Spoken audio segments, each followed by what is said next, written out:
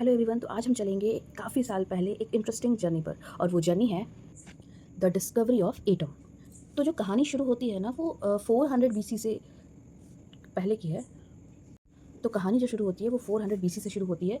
Greece में एक philosopher थे डेमोक्रिटस, जिनका नाम था डेमोक्रिटस।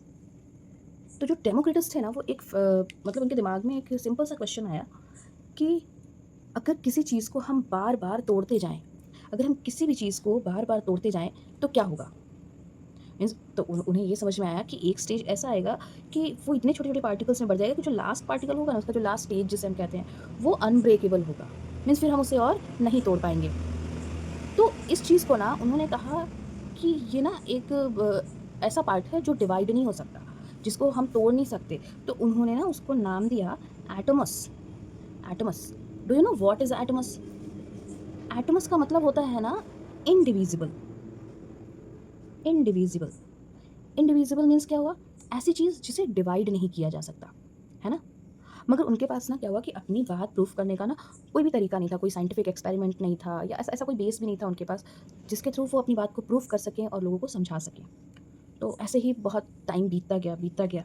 ये बात 400 बीसी की थी, और लगभग इससे 2200 ईयर्स के बाद, 2200 ईयर्स के बाद ना क्या हुआ कि जॉन डॉल्टन, हाँ, जिनका नाम बहुत ही फेमस है, जॉन डॉल्टन, उन्होंने ना एक एक्सपेरिमेंट किया।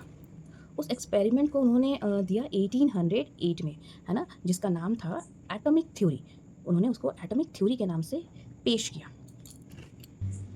तो डॉल्टन ने बताया कि मैटर जो होते हैं ना, वो बहुत छोटे छोटे पार्टिकल्स से मिलकर बने होते हैं, जिन्हें हम एटम कहते हैं। अब ये जो इतनी बात उन्होंने कही ना, इसी वजह से उन्हें फादर ऑफ एटॉमिक थ्योरी भी कहा जाने लगा। ठीक है, तो इसी के साथ चलिए देखते हैं कि डॉल्टन ने एटम को कैसे इमेजिन किया और क्या था उनका एटॉमिक मॉडल। तो postulate of Dalton's atomic theory की अगर बात करें तो उनका फर्स्ट पॉस्टुलेट था कि all matter is made of very tiny particles called atoms which participate in chemical reactions. इसका मतलब है कि जो भी मैटर है वो बहुत ही छोटे छोटे पार्टिकल से मिलकर बना होता है, जिन्हें हम एटम कहते हैं, जो कि किसी भी केमिकल रिएक्शन में पार्टिसिपेट करता है। Second postulate is atoms are indivisible particle. That means कि एटम जो है वो डिवाइडेड नहीं है, उसको डिवाइड नहीं किया जा सकता, और ना ही किसी केमिकल रिएक्शन में उसे क्रिएट या डिस्ट्रॉय किया जा सकता है। थर्ड जो पॉस्टुलेट था उनका, वो था कि atom of different elements have different masses and chemical properties. That means कि अलग अलग एलिमेंट के एटम का मास और केमिकल प्रॉपर्टी भी अलग अलग होती है। जो चौथा उनका पॉस्टुलेट था उसमें था कि atoms of a given element are identical in mass and chemical properties. यानी कि एक ही एलिमेंट के एटम का मास और केमिकल प्रॉपर्टी भी सेम होती है। देखिए, इन दो पॉस्टुलेट्स में ना बिल्कुल कंफ्यूज होने की ज़रूरत नहीं है, क्योंकि जहाँ थर्ड वाले पॉस्टुलेट में कहा जा रहा है कि atoms of different element have different masses and chemical properties, यहाँ डिफरेंट एलिमेंट के एटम की बात हो रही है। एंड फोर्थ पॉस्टुलेट में ना एक ही एलिमेंट के एटम की बात हो रही है कि जो किसी भी गिवन एलिमेंट का जो एटम होगा ना, वो आपस में क्या होंगे, आइडेंटिकल इन मास होंगे, और उनकी केमिकल प्रॉपर्टीज़ भी सेम होगी, यानी आइडेंटिकल होगी। ओके, जो पांचवा पॉस्टुलेट था ना, तो उसमें उन्होंने बताया कि atoms combine in the ratio of small whole numbers to form compound. किसी भी कंपाउंड को फॉर्म करने के लिए एटम हमेशा होल नंबर के रेशियो में कंबाइन होते हैं।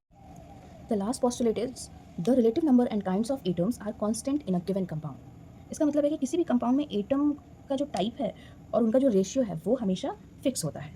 तो एक तरह से हम कह सकते हैं कि डॉल्टन ने जो भी अपनी थ्योरी दी, उस थ्योरी ने एक मॉडर्न केमिस्ट्री की ना स्ट्रॉन्ग फाउंडेशन रखी। अब मेरा एक सवाल है आपसे, आपको जिसका आंसर कमेंट में देना है अगर आप जानते हैं तो।